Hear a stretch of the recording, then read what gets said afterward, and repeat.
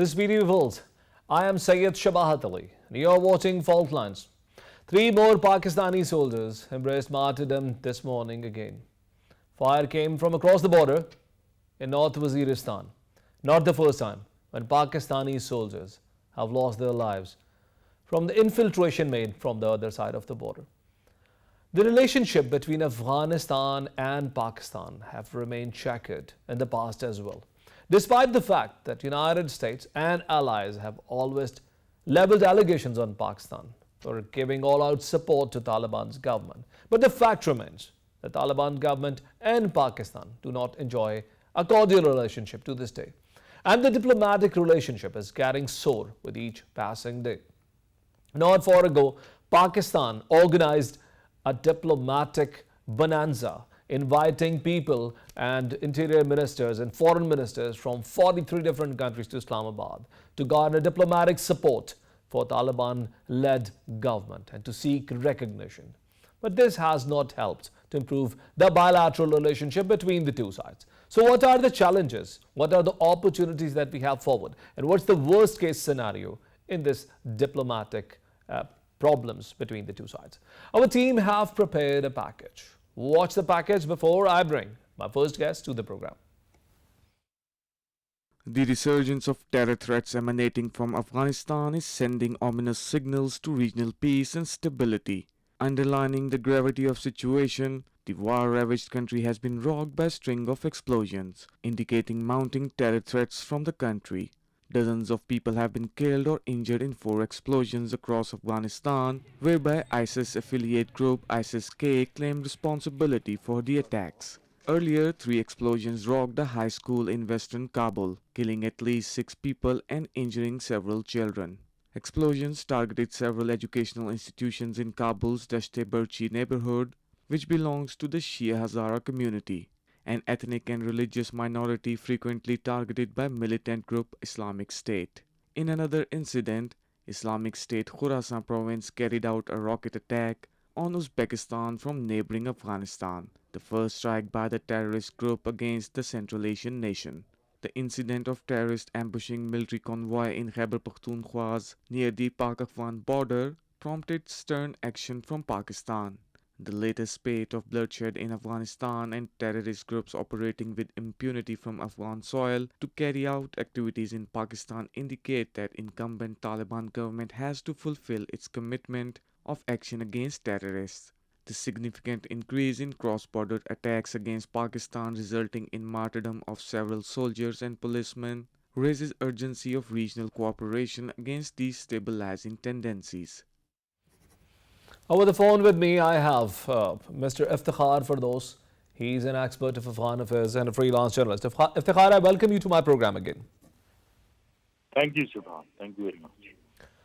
First things first, so we are discussing this act of militancy, a cowardly attack made on Pakistan's forces in Waziristan. Not the first time fire coming from across the border. And this menace has not stopped with Taliban taking cards.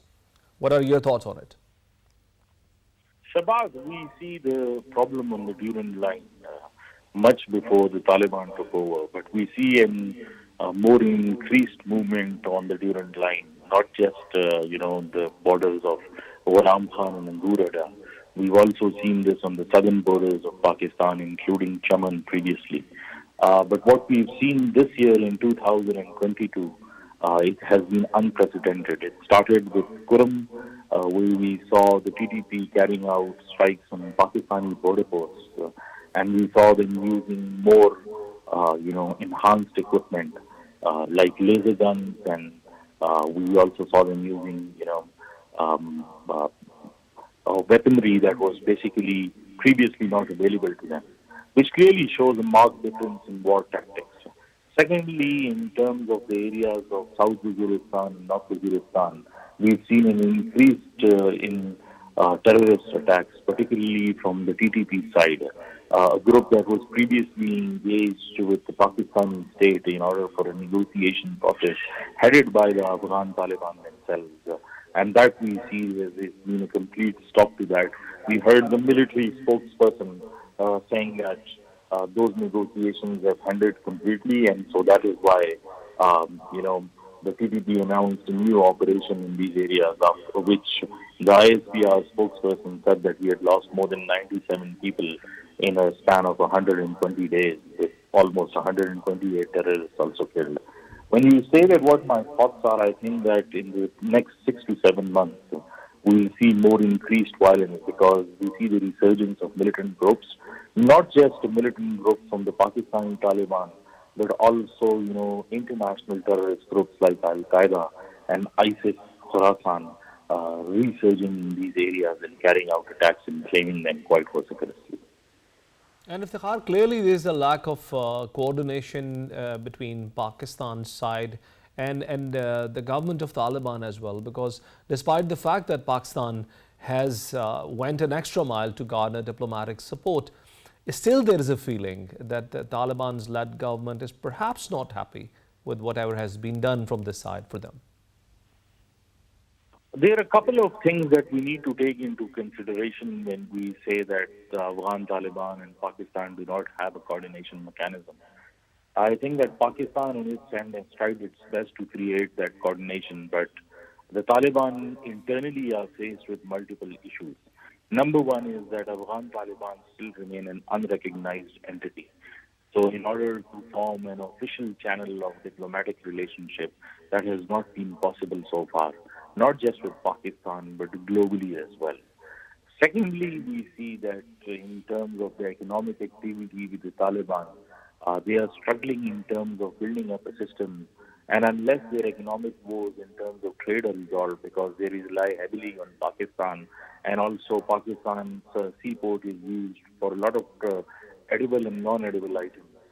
I think those agreements are still stagnant, and despite the fact that the previous government, any in this government, has acted quite enough, we haven't seen a new AFTA agreement resurface.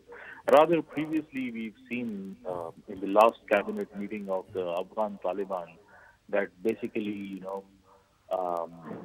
they one of the previous projects for border markets, this current cabinet actually closed that file and said that it was not a possibility. Border markets can no longer be a joint product of both the countries. Apart from that, Shabahat, when you say coordination, I think that the Afghan Taliban within themselves are struggling as a political entity as well as a military entity. Because if you look at it, currently it's divided into three different segments. There is the political office held by the Biradar, group. Then there is the military office that is held by Mullah Yaqub, the son of Mullah Umar. And then you see the Haqqanis actually playing a role in terms of governance. I think there is an internal wrangling that's taking place currently between these entities, which is affecting coordination as a coherent, state actor in the form of Taliban. So Pakistan at this point will not just remain cautious in supporting one of these groups to sort of create the coordination that is required, and the cracks in that political non-consensus of the Taliban are actually visible on the borders.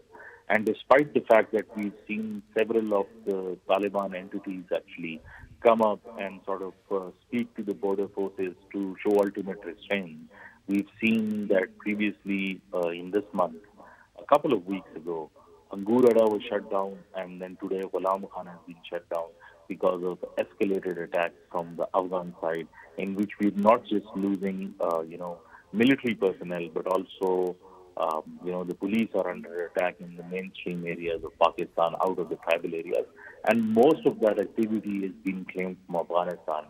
So on the policy front, it remains a challenge. I won't call it a complete failure because there are talks that are taking place.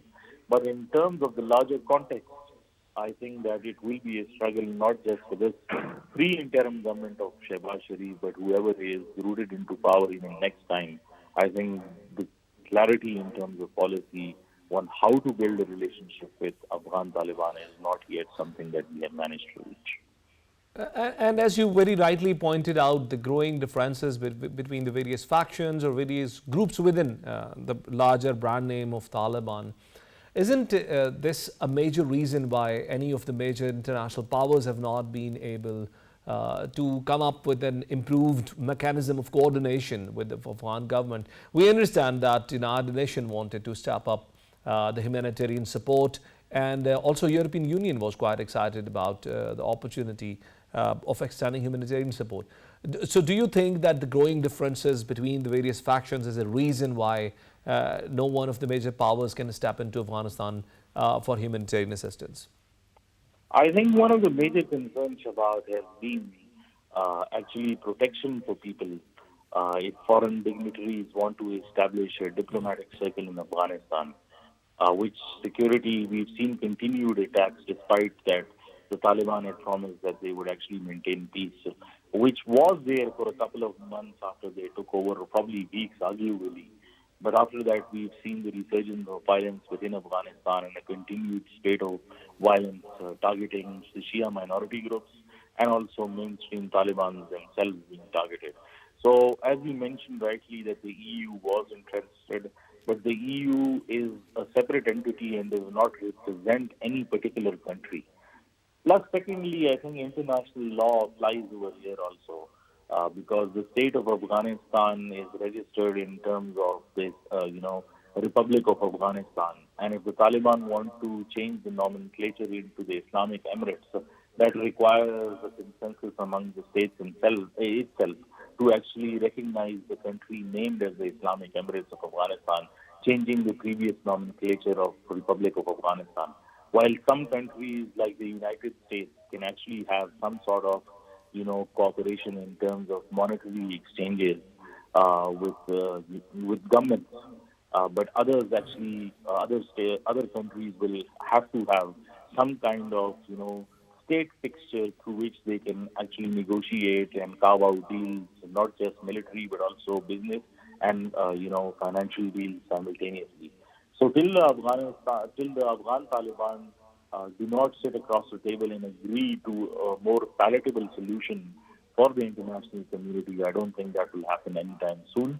And for the international dignitaries, we've seen that the EU wanted a specific place where they could be beginning to establish a diplomatic channel, but that has not moved so far. I think it has already been delayed by a span of almost 3 months now, and there is no sign as yet that that would happen. Alternatively, we've seen Russia actually offering some diplomatic support to the Afghan Taliban. We don't see that as a formal recognition, but more of a working partnership between both countries, because obviously there are Central Asian states and the Russian state itself that is bordering with Afghanistan. They would also be wary to sort of not create any situation on their borders, so that we can be trouble for any of the insurgents who actually go into those localities and they are troubled militarily.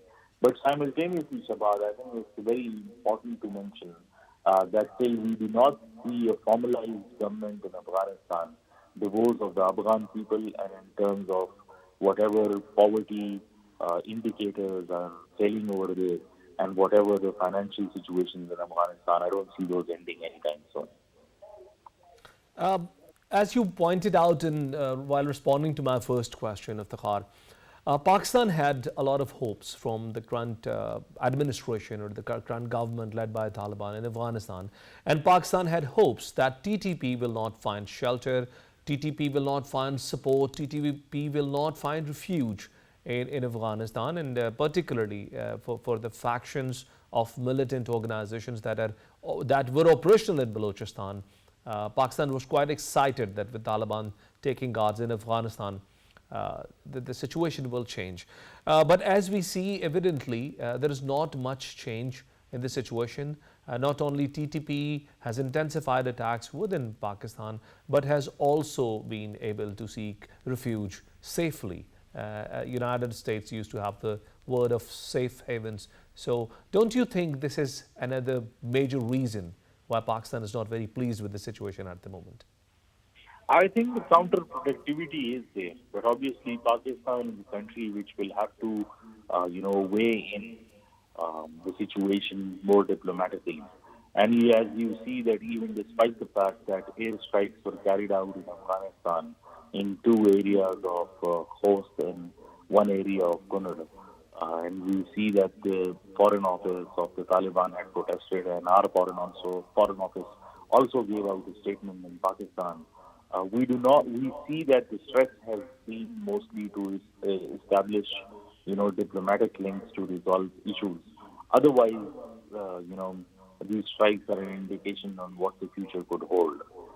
How well that message has been translated into Kabul, we've seen a number of videos pouring in from there that actually show further tension, despite the fact that they were Baghur at a border in which the Taliban tried to build up a wall. It was opened up, the wall was demolished. This was just happening last week. But then yesterday we've seen another attack taking place on Ghulam Khan, and 10 a.m. this morning, the Ghulam Khan border has once again been closed, which shows clearly that the message for now has not been taken seriously by the Afghan Taliban. Now, this has serious implications for Pakistan in particular. Number one is because we share the longest border with them, and secondly, we do share cultural ties. But thirdly, most importantly, there is a huge population from Afghanistan that is dependent on Pakistan, not just for movement, but residing over here simultaneously. So, from a Pakistani perspective, I think that Pakistan will be very clearly, troubled by the situation, but it will try to show maximum restraint because it does not want the kind of vengeance that was there in the previous regime. Also, the build-up of a narrative that Pakistan, went to a certain extent to favor the Afghan Taliban. And I mean, I remember certain statements coming in from foreign dignitaries and the foreign media saying that Shah Mahmood Qureshi, the former foreign minister of Pakistan, was more representative of the Afghan Taliban and the Pakistani people, which was obviously a tongue-in-cheek comment, and it was more ironical than rather than true. But that build-up of that narrative and now the situation at hand, they do not match, and I think that it will not favor Pakistan. And so whatever the situation amalgamates into, I think that Pakistan for now will use diplomatic channels rather than force, and will try to normalize ties with Afghanistan rather than looking for some kind of war tactic to overcome the situation currently. But that is not an option. The airstrikes in Afghanistan are a clear symbolic message that's been sent through. So, Iftikhar, as you mentioned, the building of this fence or fencing of the border between Pakistan and Afghanistan, you believe it to be a major reason of resentment on the other side of the border because of people being economically dependent on this side of the border. Is this what is triggering hatred on the other side? Shabazz, it's very difficult to speak in terms of Afghanistan as a unified whole, or treat the Afghan Taliban as an entity that would have a single narrative. As I previously mentioned, there are various groups that have their own military, economic interests on those border areas. Iftikhar, I'm sorry, but I'm talking about the communities living on the other side. Communities that you pointed out are having their economic interest in the trade that was illegally happening between the two sides. I think that trade in terms of any form is a welcome gesture. Obviously, people in Afghanistan rely heavily on Afghanistan. And we have 5 border points that are there that are open traditionally for all sorts of trade. For the violence to escalate at a time when we nearly have summer in Afghanistan and they rely on Pakistan for the export of fruit and vegetable, and we know of that market being abundant at this time. If the border crossings are closed, it does not bode well. And so I think Pakistan will try to maintain more people-to-people friendly relationships rather than, a military solution to things. That even despite the fact that there might be more of a, antagonistic, pressure from the Afghan Taliban and its factions, Pakistan will try to maintain neutrality in that phase and try to help the people and gain their favor, because it is ultimately the people in Afghanistan that matter. And ISIK, as you said while responding to an earlier question, ISIK remains to be a major challenge, and they do not enjoy harmony with other militant organizations. They have their own agenda which they are pursuing on both sides of the border, because in our earlier package there was a news that there have been raids on the other sides. In the Central Asian Republic, ISIK is also making attacks. So do you think it is going to be a major challenge for peace and stability of Afghanistan? I think, Shabazz, that when previously the Afghan Taliban spokesperson, Zabiullah Mujahid, was asked this question, and he said that ISIS Khorasan did not have much of a nuisance value, and it was just another group which the Afghan Taliban would be able to tackle. But experience since that statement, it's been almost 6 to 7 months, shows that the violence in Afghanistan has only increased. And so that claim has not gathered any leverage. Rather, we see that ISIS Khorasan has become a bigger problem. What is ISIS Khorasan? What their agenda is a larger debate to be discussed, separately. But it does not hold any ground over here, and it is something that is a phenomena which has its roots in the Middle East. What it can do is problematic because we see the presence of ISIS Khorasan on 3 borders. It has now shown itself on the Uzbekistan-Afghanistan border. We've seen that it has shown its presence on the Pakistan-Afghanistan border. And you only mentioned the Middle East in your package. But previously, last week, a couple of days ago, we've seen them showing their presence on the Kashmir border as well. So 3 highly volatile borders showing, presence of a group that is controlled from the Middle East and which the Afghan Taliban have not been able to tackle shows a much larger problem. And I think that this ISIS Khorasan is not just a local problem for Pakistan, Afghanistan, but rather a regional and a global problem if it is not curtailed in a certain amount of time. Because we clearly show the group showing its communication as far as India and its motivation, with creating its own more vociferous platform in neighboring India as well. If that happens and it tries to grow its tentacles locally in the border areas, we will see like the way, the Khost border became a problem and Kunal border has become a problem because of TTP.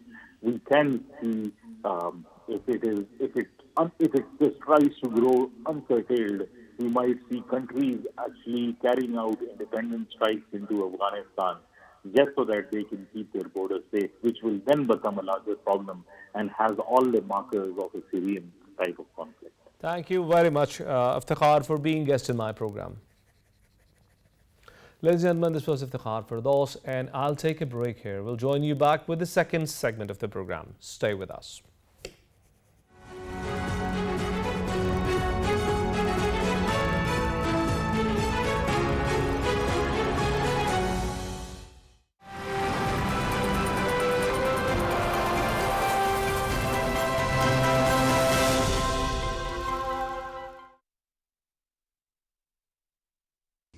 بسم الله الرحمن الرحيم إذا زلزلت الأرض زلزالها وأخرجت الأرض أثقالها وقال الإنسان ما لها يومئذ تحدث أخبارها بأن ربك أوحى لها يومئذ يصدر الناس أشتاتا ليروا أعمالهم فمن يعمل مثقال ذرة خيرا يره ومن يعمل مثقال ذرة شرا يره.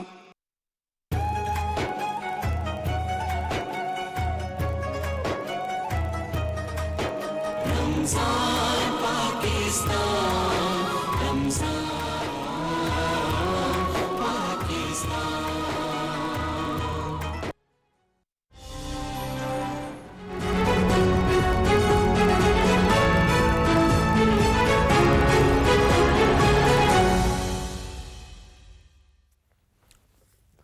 Welcome back. In the first segment of my program, we discussed the diplomatic relationship that is getting strained.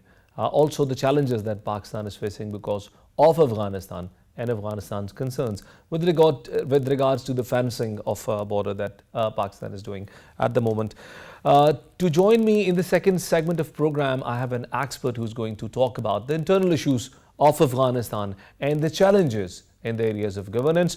I am joined by Dr. SHABAHAT. Dr. SHABAHAT is a governance and policy expert with master's degree in political science from Georgetown University. He's working as Director at Tazi Research Foundation, Policy and Political Stability Research Organization. Dr. Sahab, I welcome you to my program. Thank you very much. Thank you for giving me this opportunity, and thank you for bringing this matter to the attention of the viewers. Thank you. Dr. Sibghatullah, we are starting from the issues of governance in Afghanistan. So, the mindset here in Pakistan is, or the perception in Pakistan is that because of the huge economic challenges that Taliban government is facing, governance is becoming increasingly impossible for Taliban. What are your comments on that, sir? The governance challenge has constantly affected situation in Afghanistan, not only for the current regime, but for the regimes before this. The main challenges with the way of the administrative system and the system of governance is established in Afghanistan. It is if we technically analyze the system, it is matching well with the requirements of the 19th century, which is a centralized, strong government dependent on military might to enforce its rules in the periphery, which doesn't work in the modern day Afghanistan. So I think it will continue the challenge of the governance unless the current regime or any regime coming up in the future solves the systematic problem of governance. For example, currently, if we look at the de facto or the current authorities in Afghanistan, all their forces have come to the center, to Kabul, or they have gathered in the provincial capitals, while the periphery, the districts and villages, rural areas, are almost having no presence of the government institutions, and that automatically creates a space for elements that may not be wanted by the central government. So I think that is a systematic challenge, and it needs more brave and courageous steps to solve. Back to you.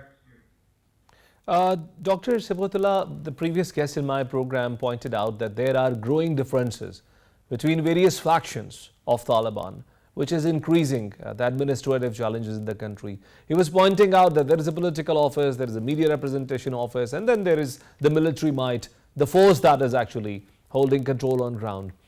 Please shed some more light on this, because this is really a concerning thing for us here in this part of the world. I would not be very much concerned about the different groups inside the current regime. I believe that in regimes like the one that we currently have in Afghanistan, these factional problems could easily be solved by the institution of Amarat or Emirate or the Emir. That is the binding force in systems like this. In the history, we have several examples of successful political regimes with different ethnic and political factions coming around a central force that is legalized, or its legitimacy comes from the belief system of that group. So I'm not very much worried about that part, but I'm very much worried about the adoption of the 19th century governance system in Afghanistan. Unfortunately, the regime before this continued to have it, and the current regime is continuing the same administration. That is my worry. And that would be a destabilizing factor in the political situation of Afghanistan. It will be more destabilizing or more the current continuation of the current system will have a more destabilizing effect on the situation rather than the factions of the Taliban themselves. Doctor, what are the major reasons of reluctance in the West to accept the government of Taliban? These parties have been talking to each other. They had negotiations. They agreed on so many things together. It was the same Taliban that allowed the United States to get out of Afghanistan without taking any major, any major injury. And it's the same Taliban now that the West does not want to engage with.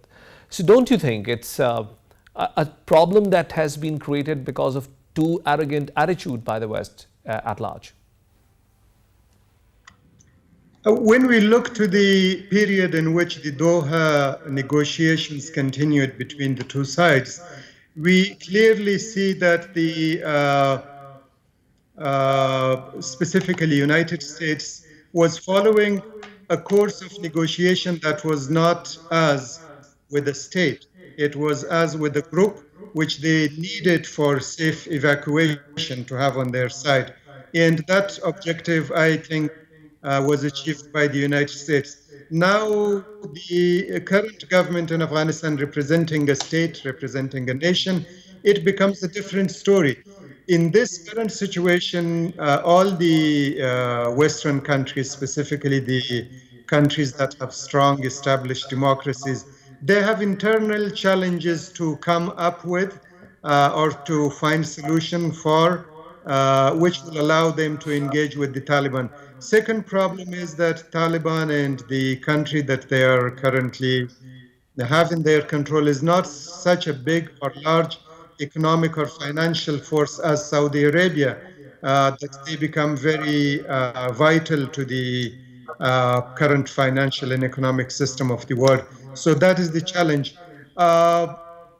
If we look at how do Western countries playing their international politics and international diplomacy, I think there is no ambiguity in that. Their leaderships in all their international declarations and their statements have clearly mentioned that they're running their foreign policies based on their national interests. So I think we should not be illusioned or delusioned by the different politically correct slogans that we hear from different governments. Actually, every government is only following their national interests, and their internal politics, internal influencing groups affect their policies. I also want to bring up another thing, that in the Western countries currently a very strong lobby from human rights organizations and many others are working and they are sensitized by the girls' education issue, which is completely unacceptable, I think, for any other human to accept that girls must not be educated. So that challenge will exist, I think. But Dr. Saab, the same humanitarian organization have not been able to influence the decision making of United States and many other countries in many other areas like Afghanistan, like Kashmir and the issue of Palestine. These humanitarian organizations have been shouting on the top of their throats, report after reports, evidence after evidence. They haven't done much. But when it comes to Afghanistan, here people are being forced to starve. You understand it better that it's an economic situation like never before. So don't you think it's a dual standard, a world of dual standard? And the United States, as you yourself pointed out, is not paying enough attention because of having a lack of economic significance of Afghanistan at the moment. As you pointed to dual standards. Actually, dual standard doesn't has a meaning in the international diplomacy. It is always the national interests, like any other country, United States, Pakistan, Afghanistan, or Russia, or any other country. When they talk about their external policies, foreign policies, they do strongly bring up their national interests. Now, when we look to the issue of Kashmir, maybe it is not that important for the United States and France and many others as some other countries are. So that's why they are not paying attention to it. Plus, the Palestine issue. For example, if we take example of Palestine and the conflict between Palestinians and Israelis, again, it becomes a matter of national interest for the Western countries more than it is a human rights and human values issue. So I think that is how humans are, and it will continue. And if we call it dual standards, I think the current human situation of the human beings in Afghanistan, the drought that has affected people in Afghanistan, and in the girls' education. These are all things that need serious steps to be taken by international community as well as the current authorities in Afghanistan. They have equal, actually not equal, they have even bigger responsibilities against their people and against their citizens. So they need to pay attention to it. All right, but just to understand why Taliban have so many issues with the girls' education, because when the entire West is making this issue as a reason of not extending humanitarian support, why do you think Taliban's administration has remained so stubborn with the issue of girls' education? I want to point out two things. One is that girls' education is not stopped in all Afghanistan. In many provinces, girls' education is currently continued, which the current regime in Afghanistan needs to look into this matter and find ways or copy the practices from provinces where the girls' education is continued and bring that practice to places where they have problem with their lower ranks to discontinue the education. Why are they so stubborn about it? Uh, I I cannot claim that I understand that. Actually, I do not understand that because when I listen to the interviews and public appearances of the representatives of the Taliban, I always see that they seem to be reasonable and paying attention to the logics. But when it comes to the girls' education, it completely becomes not understandable for me. Some of them have presented argument that it is a cultural issue, which I do not agree with. We have hundreds of examples of communities who sent their girls to schools, even in the areas that were under the control of Taliban when the previous regime under leadership of Ashraf Ghani and Karzai were in power. Even back then in the Taliban areas, people were sending their girls to schools in the urban areas. So that cultural argument, I do not buy it. Other than that, I do not understand because many religious scholars have given their fatwa that girls must go to education. A group of the ulama in Afghanistan and Kabul, they asked the government that girls' education should be allowed. Ulama from the neighboring countries, from Pakistan, from other countries, have also asked them.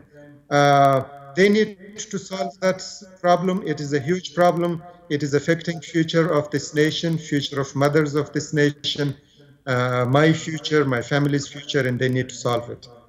Dr. Sabgat, for the first time now, the cross-border attacks have started towards the Central Asian republics as well. And the cross-border attacks on country like Pakistan have also intensified. Nonetheless, in the previous regime, the attacks remained pretty consistent. But even now, with Taliban taking guards, it has not been intensified. What do you believe can be the reason of this phenomena? Do you think they are trying to increase their influence, or what exactly might be the reason or rationale behind whoever is doing this? Dr. Sabgat. Dr. Sabgat, we have lost connection with Dr. Sabgat, but he has pointed out some very important and fundamental issues. And the foremost is the issue of girls' education.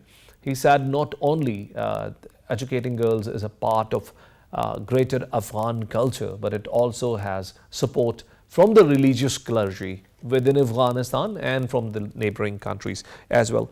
He also pointed out that the growing differences between Taliban is not as big of a problem for the country as the economic and administrative chaos that they are facing at the moment. Nonetheless, that the administration of a country takes far too different cuts than waging a war or fighting a guerrilla war against a foreign invader, something that Afghanistan has been doing for quite long.